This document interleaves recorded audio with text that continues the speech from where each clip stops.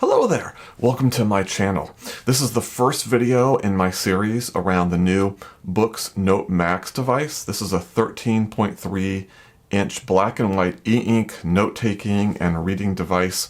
And it's finally out there. I purchased it from the Boox store and it just arrived recently. So we're going to go and do a quick kind of unboxing and review of the hardware in this video, and I'll give my first impressions about the device. Now, I want to give a little bit of context, and to do it, I'm going to share this grid, and I've got 4 devices on here. Let's kind of take this a few pieces at a time. So obviously you can see the Boox Go and the Note Max on one side of the table, and focusing on that, because the Note Max is a lot of design cues from the Go 10.3. We'll see that later in the video, but when you look at them at a glance, they seem like very much like they're from the same family from a design perspective anyway. And if we look at the specifications, I went ahead and colored the areas where the Note Max had improvements over the Go 10.3, those are in green, and the areas where there are things where the Note Max doesn't do as well as the Go 10.3, those are in red, and everything that's neutral I put in black. The dimensions of the devices, of course, are quite different, but I left them in black because they had the same thickness. The thing that you can take away from this comparison and the highlighting is I do think it tells a story, which is to say that while there's a lot to like about the Note Max, the things that hold it back are the price and the weight. And for that reason, I don't think that people are necessarily going to look to the Note Max necessarily as a note-taking device. I think for a lot of people, because of those two factors, they'll focus on the Go 10.3 instead. Doesn't mean that there aren't any people that will buy the Note Max for note-taking, and I'll talk a little bit about that toward the end of the video. But I think just from a marketing perspective, it's pretty clear that the Note Max is kind of targeted as somewhat of a niche device. And in particular, I think the things that the Note Max is aiming to target for are people that are focused on like PDF and other document, both reading and annotations, because the size of the screen means there's very little to no manipulation that you need to do on those documents like you would with a 10-inch device. That's one huge advantage that the Max has over a Go 10.3. That's one thing.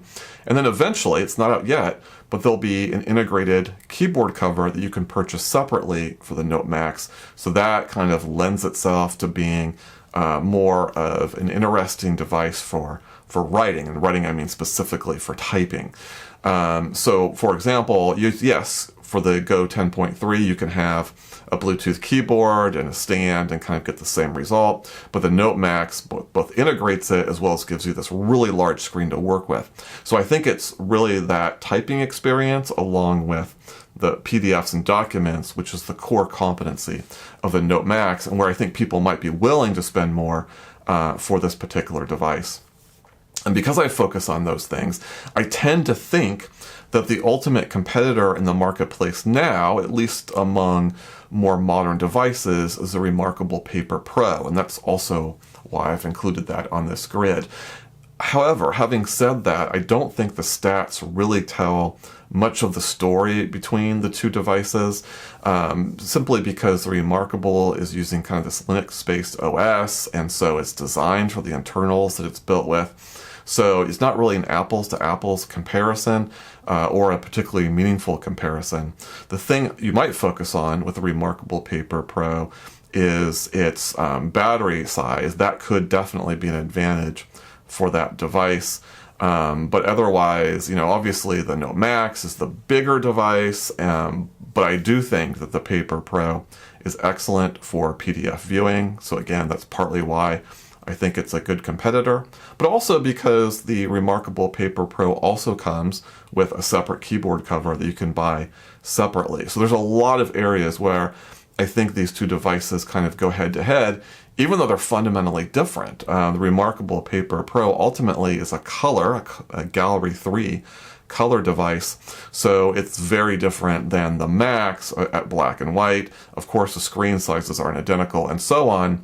but I still think they compete with each other because of those two use cases. The fourth device I've put on this list, I really just put this on here for completion's sake, is the Viwood's AI paper. This is a device I really like. I really enjoy writing on it. I like the screen and what have you. But normally, people that are looking to purchase a Boox device or a Supernote device for that matter aren't really looking for the Viwood's as an alternative. Viwood's kind of competes more, at least as things stand now, with the Remarkable devices, in particular the Remarkable 2. And a key reason for that, and I can go into a number of them, is that the document reading and annotating on a Viwood's device, is not one of its strong suits. It's much better at note-taking. It does have access to Google Play, which is nice. But as we focus on the things, again, that I'm focusing on with the Note Max, the PDF reading and the integrated keyboard, that's just something that the Viwood's doesn't really do, or doesn't do nearly as well.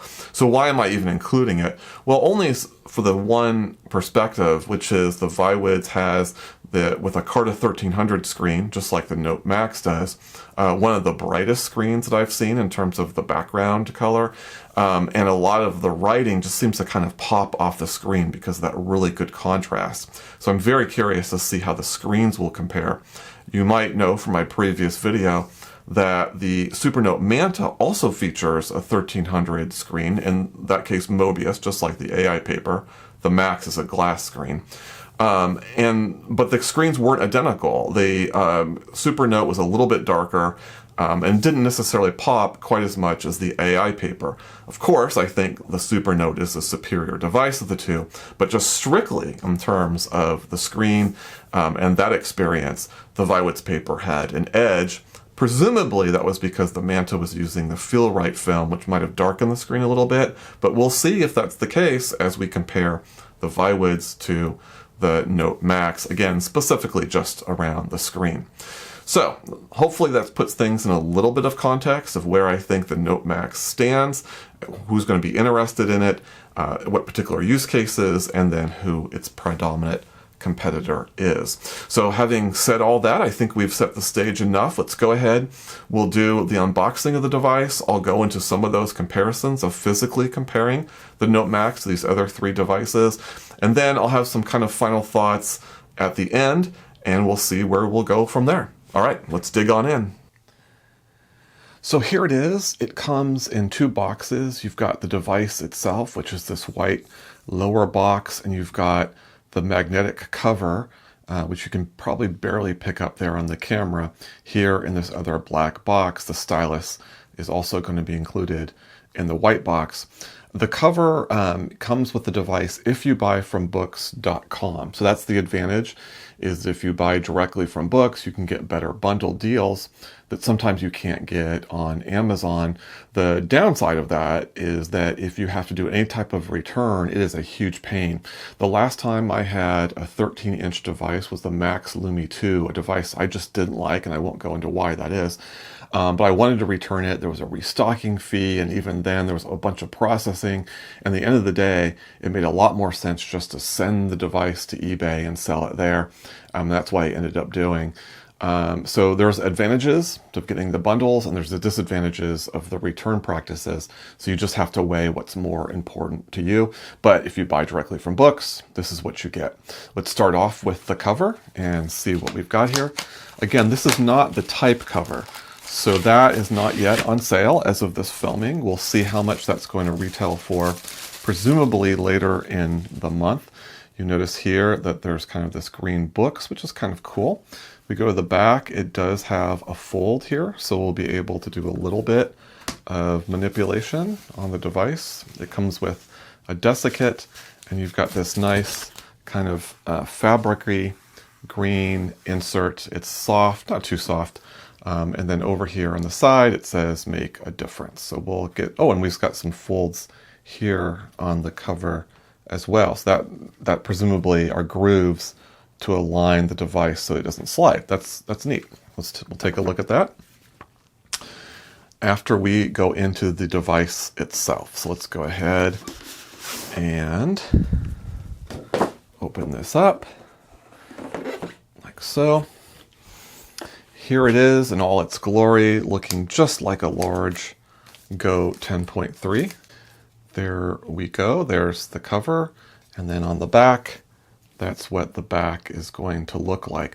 Unlike the Go 10.3, which had a little bit of a ridge that went around the plastic lines here, that I found a little bit uncomfortable. It wasn't terrible, but I didn't prefer that texturing. This is nice and flat, so I actually prefer the back of this device better than the Go 10.3. So that's already a plus in this device's advantage. Okay, here's a better look at the edges. There's that power button with the orange strip. Kind of a nice touch. There's what I think is one microphone. If you flip this on the other edge, then you can see the USB-C port there, the power indicator next to it, and then what I think is the other microphone. If you look at this length side, there's nothing there. This is where the stylus would connect to a magnet, but you can note, just like the other sides, how flat it is. And then finally, if we look at this side, you can see all the connections. You've got your speakers there, and then you've got your pogo pin connections, and then these as well, presumably all for the type folio cover. In terms of the remainder of the packaging, it's pretty standard stuff.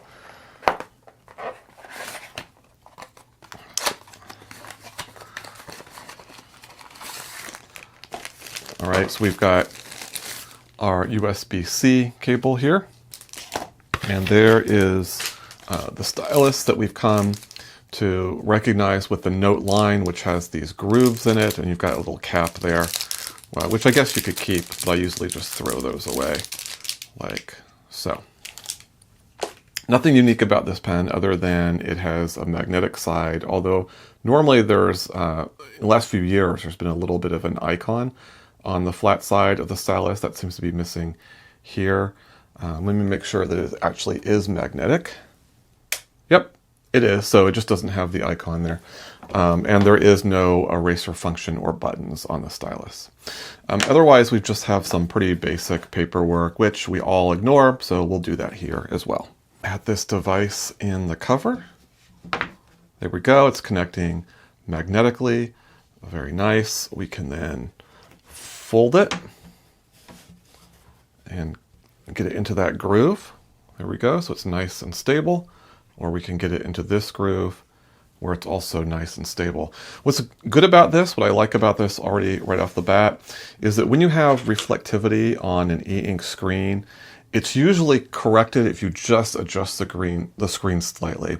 And that's what they're doing here. So this is more than enough. So if you're getting reflection with the device positioned here, then you would probably be fine with it positioned here.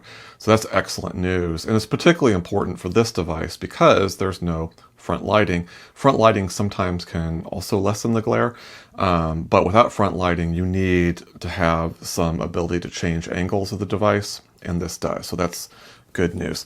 Let's go ahead and close this up and take a look at the full package.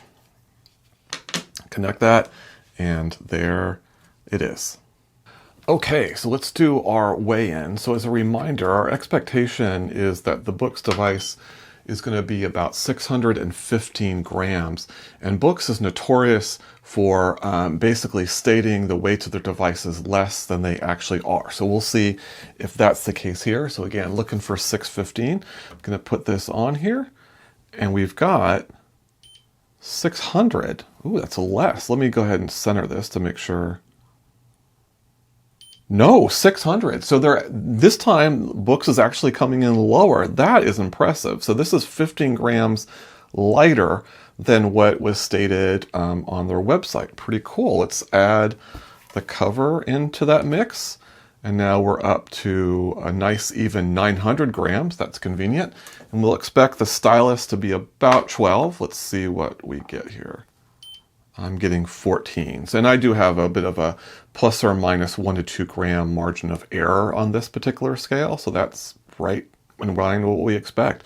So yeah, just a little bit lighter than expected. You do feel the weight when you're holding on to the device as you would expect. I would not call this a light device, but I do think that the weight seems, at least initially, fairly manageable.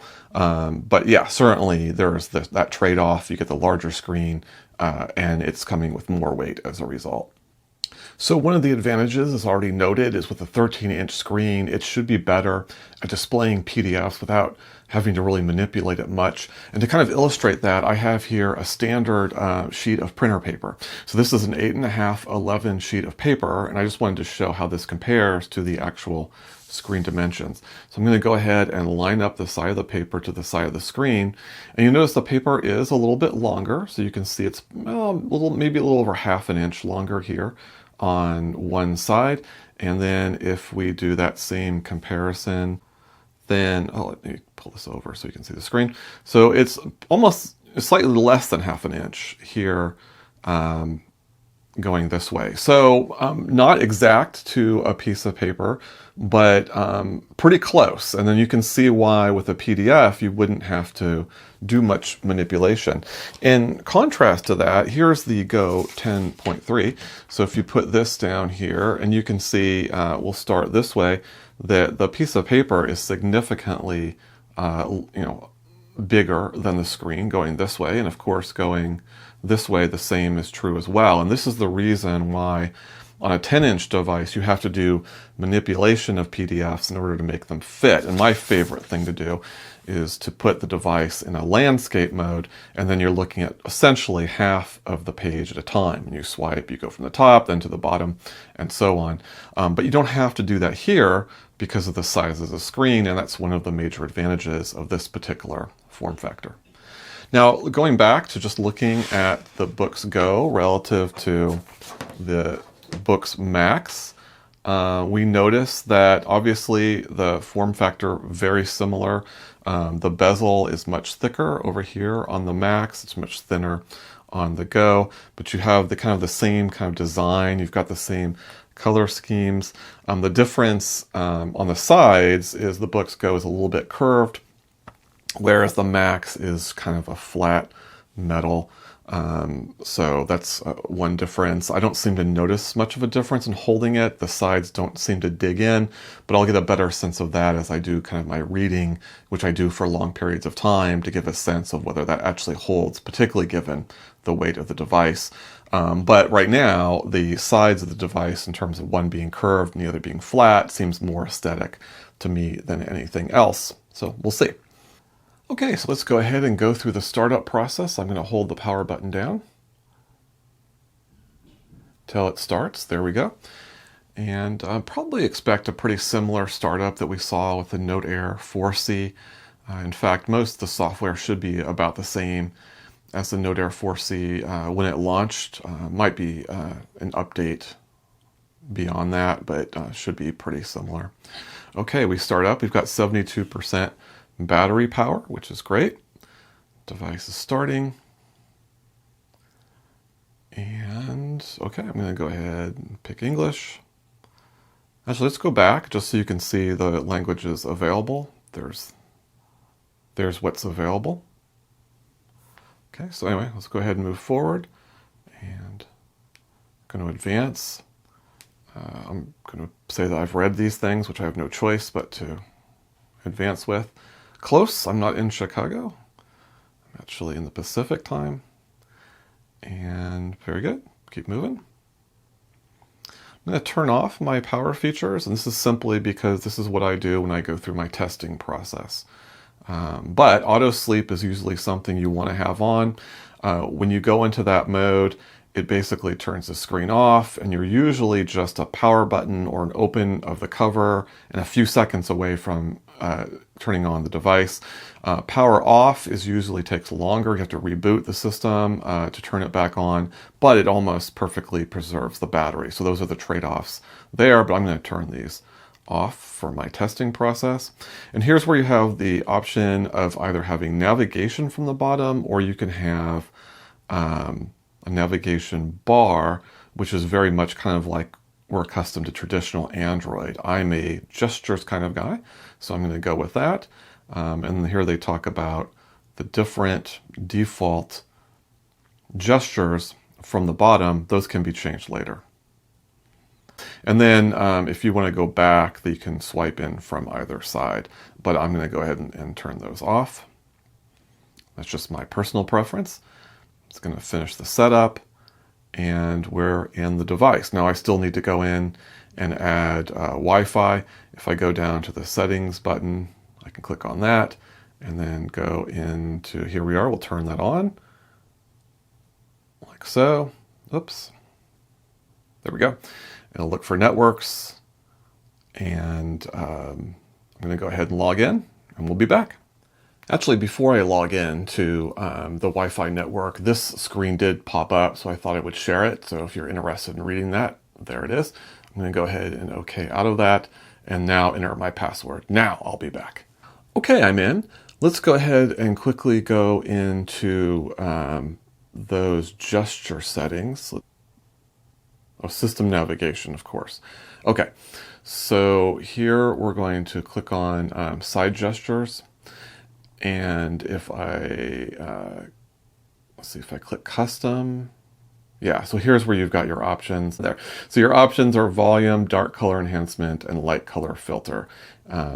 There would be front lighting if it had it, but it didn't. If we click on this back, so instead of back, there's actually a lot of options, and those are all listed there. So those are the, again, when you swipe either this way or this way, and you can set it differently depending on which swipe. So a lot of different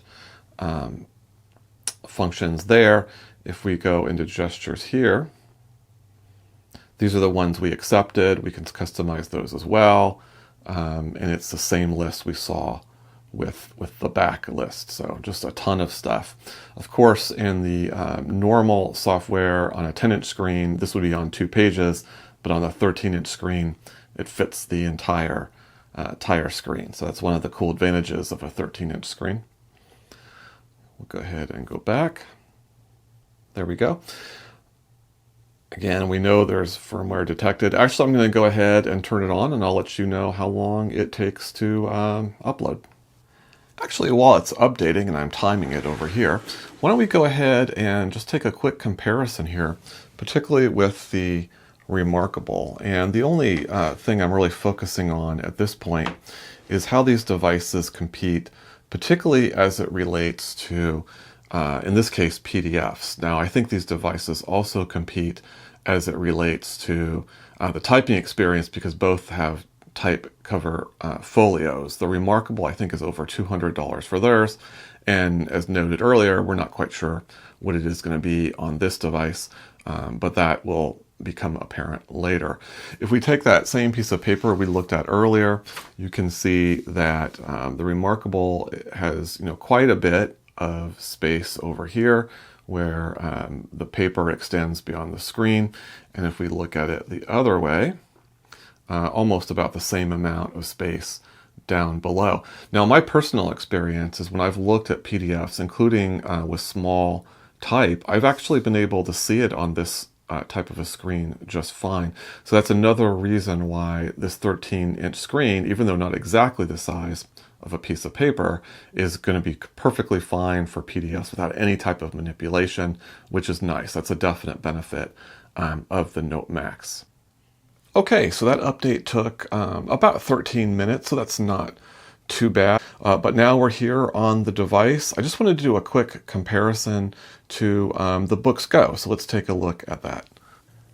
Okay, so just some initial observations between the Note Max and the Go 10.3. And I think the most obvious one is the UI differs between the two. The Go 10.3 has kind of one of the older interfaces that has some selections on the side. So here's my app drawer. I can go into notes. I can go into my document library separate from that. No widgets of any kind. Over here on the Note Max, we do have widgets. We see some default ones there. We see that basically the default interface is the apps. And if we swipe over, we see some more widgets and the ability to add even more. So, a different interface, and then the settings are different between the two as well. So this is what the settings looks like, as we noticed earlier. And here it's a much different layout. I don't know why we're getting the privacy policy. There we go. So just a different layout between the two systems. We've seen these interfaces in past devices before, so these are nothing new. But for anyone who has a Go 10.3 device, just know that it is a different look and feel to the application. So again, like here where we've got everything on the side, here it's all organized differently under these icons. So it's one thing to be aware of. The functionality itself is generally the same. It's just a question of how it's organized between the two devices.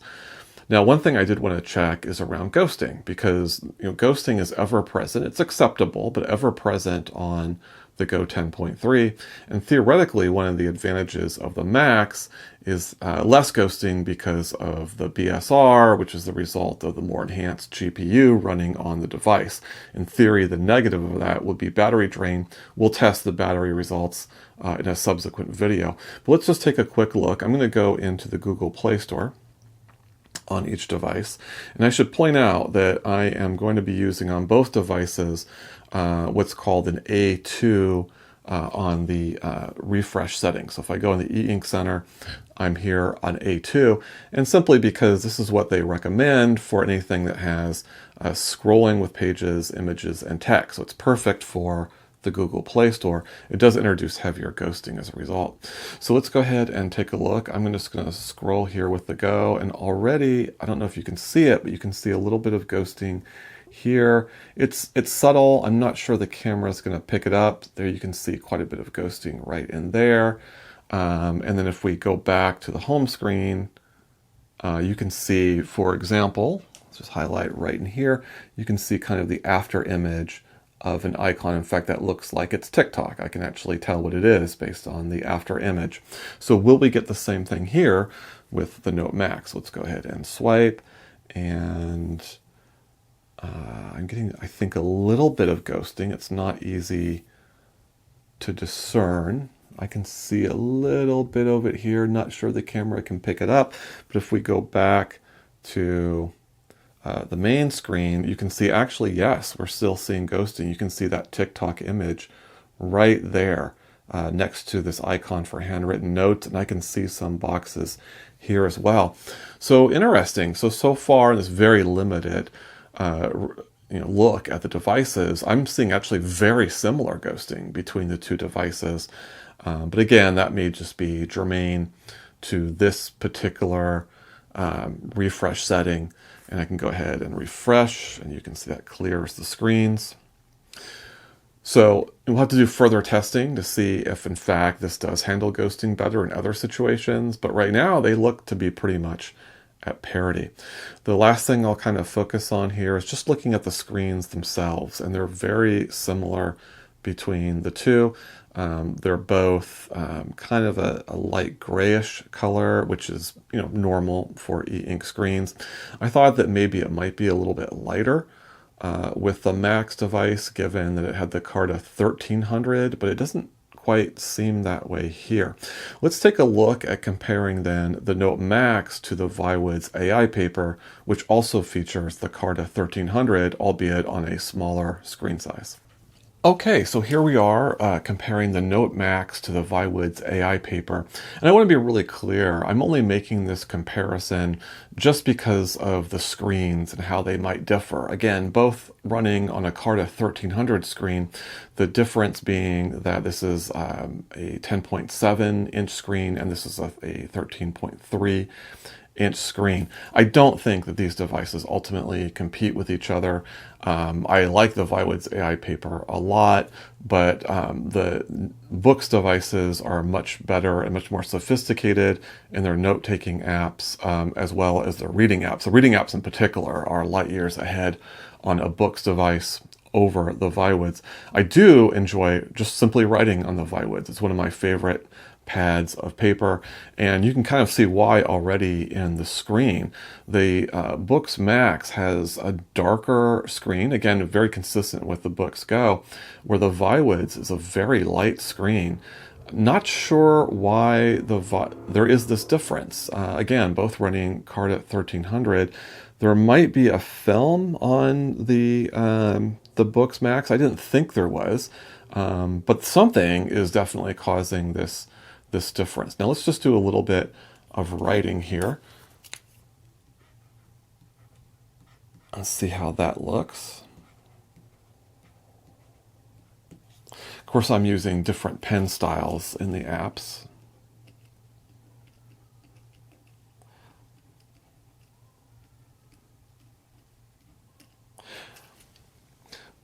But I feel like the text, the writing here is popping a bit more than it is here with the Boox Max. It looks good. This is nothing negative about it, but this Boox Max is definitely not picking up on some of what I love about the Viwood's AI paper. So the better note-taking app on the Boox device for sure, because it's more sophisticated, more functionality, but this has a really competent note-taking app as well, and I just enjoy writing on it. Let's see if we can write with comparable pen styles and get a better apples-to-apples comparison. Okay, so hopefully this is a little more comparable. I'm going with a ballpoint pen setting here and a fine liner setting here. They won't be exact, but they'll be much closer to each other. So let's see what... And I did thicken the line as well to get a nice darker line. If we'll go over here...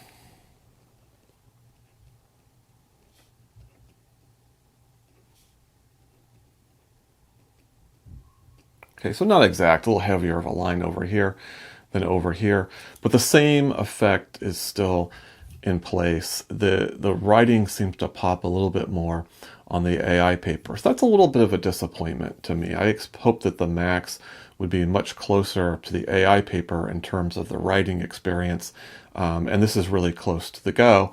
Still an excellent experience. This is just a subtle difference between the two devices. I wouldn't call this a reason not to get the Max, but definitely Viwood still remains the best device that I can tell in terms of just pure writing, just because of the color of the screen and the way that the text pops.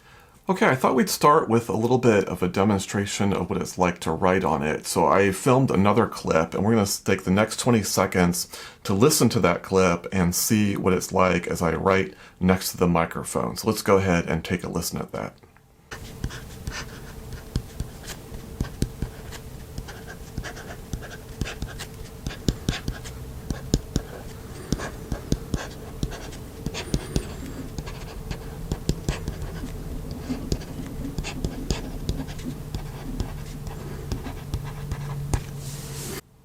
Okay, so there's an example of what it's like to write. It has it's a subtle, but it does have a nice scratchy sound as you're actually writing. So that's pretty cool. The other thing I want to talk about is I want to talk about the durability of the device. And a number of people have asked this or wondered about it because it's so large and it has a relatively thin size, relative to most tablets. So is it going to be prone to breaking? Now, I don't do stress tests on devices, so it's kind of hard for me to really comment on that. I can just give you my impressions, and so that's what I'll do now. My sense is this device feels pretty sturdy. It doesn't creak anywhere. It feels pretty solid. If I wanted to, is it thin enough that I could sit there and bend it? Probably, but I would have to be consciously doing that, I think.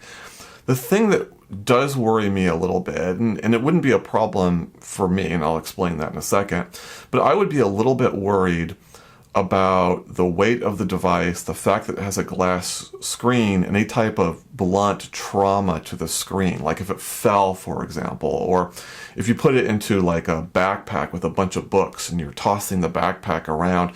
I would worry that there is some chance that there might be a breakage on the screen in those types of scenarios.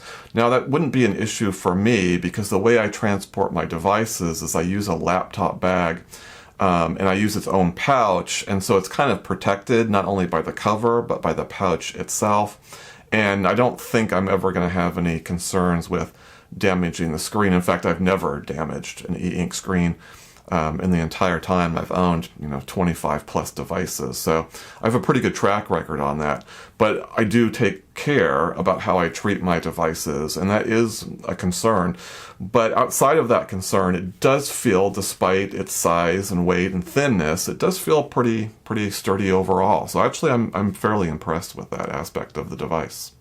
So I wanted to share a few kind of last observations about the device since doing the unboxing. I took it to work the following day and just kind of wrote some stuff down. So it's a little bit scattered, but just some first impressions. So first off, the cover is really nice. It's not floppy at all. And so you might say, well, why would I think it's floppy? Well, the only other 13-inch device I've ever owned was the Max Lumi 2, also by Boox, and I did not like that device. I won't go into all the reasons why. The Note Max is much better than that, thankfully, and one of those aspects is the cover. It's just really nice. It holds its shape. It's not, a tremendously complicated cover, right? It's just the basic stand, or you can fold it on its back to lie flat. But it's nice. I'm really appreciative of that. Sometimes I'm finding when I do a circle or an area erase that it just stays on the screen. And I'll have to either do another action, whether it's refreshing the screen or just start to write, for that to disappear. So very weird. I haven't seen that on a Boox device before. Doesn't happen all the time, but I have noticed it happening a number of times. So it's been an interesting little glitch. It's a little bit sluggish, I've noticed. It's not quite as snappy as I'm used to with other devices. Sometimes it is, sometimes it isn't. It is variable, which is not that uncommon amongst Eink devices, but I do think that it's just not quite as snappy as maybe some other Boox devices. I wouldn't call it terrible, but I am noticing that it's just a hair behind. It is a lot nicer to write on than I initially thought. And again, going back to the beginning of the video, my thought process was this is really for people looking for something to read and annotate documents, and for people that want to do the typing experience on e-ink. And from a marketing position perspective, I still believe that. But I was impressed. I did a little bit of writing at work with the device, and it was nice. I really appreciated it more than I thought I would. So that was great. There is no flap for the stylus. You may have already noted that with the cover. It wasn't a problem for me because, again, I'm putting it in a laptop bag, and if it did fall off, it'd just fall into that spot. And it didn't fall off at all, but that it is exposed. That's something to be aware of. The magnet, though, is quite strong. I'm impressed with how strong the magnet is. A little bit stronger than styluses normally are with Boox devices. So that stood out. Not tremendously so, but a little bit. I talk about the weight being a bit prohibitive. One of the things, in addition to price, that maybe someone wouldn't want to go with the Note Max. But I'm finding, and you do feel that weight, but I'm finding that just in that little quick usage today, I found that the weight wasn't as big of a factor as I thought it might be. Now, again, you do feel the weight, but this is still less than a lighter notebook. So a little bit awkward, a little bit clunky, but I was actually impressed how much I could look past those things as I was using the device. And right now, my overall impressions, there's a few things that I think, probably need a little bit of work that could have been done better. The ghosting, as we did in the demos, is one of those things. It definitely is ghosting as I've used it a little bit more, very much like the Go 10.3. So the ghosting is ever present, but it's not particularly strong, and it's only a swipe away, at least the way I've set gesture settings. So I don't find it that big of a deal, but still a little bit disappointed that it isn't better than the Go 10.3, because the Go doesn't have the BSR technology where this device does. But if you put that aside, I'm vibing pretty good on this device right now. I think it's better than I expected it to be. The things I thought would be weaknesses I find are less of an issue. And I just like the design of it overall. So we're still early in the process. I'm still going to be putting it through its paces. Have no sense of the battery life yet, so we'll get to that eventually. And as I'm going through, other things and other aspects of the device will become more apparent. So we're nowhere near a final review, but in terms of initial impressions, I'm pretty impressed with this device overall. In fact, in a recent kind of e-team collaboration, one of the things one of my compatriots said, Vlad, is that he was really looking forward to the Supernote at a larger version, which is kind of on their roadmap, not anytime soon, but at some point we'll get, hopefully, a larger, perhaps 13-inch version of the Supernote. And I was a little bit dismissive of that. I was like, actually this 10-inch, 10.8-inch actually is perfectly fine. I don't see why I would need to have a bigger screen.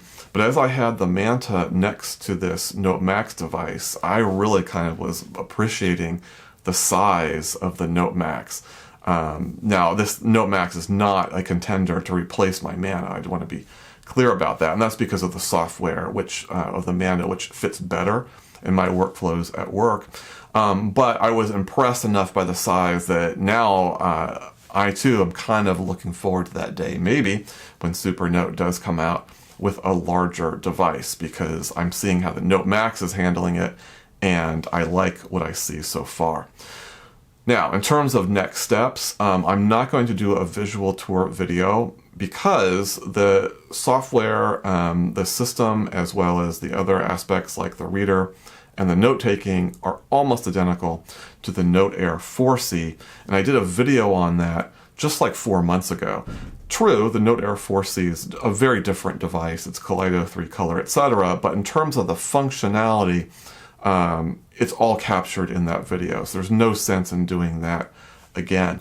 Instead, my focus will be, again, moving more into, we'll focus on the PDF aspects of the device. We won't go into the keyboard yet because they haven't sold the keyboard cover, so that will come down the line.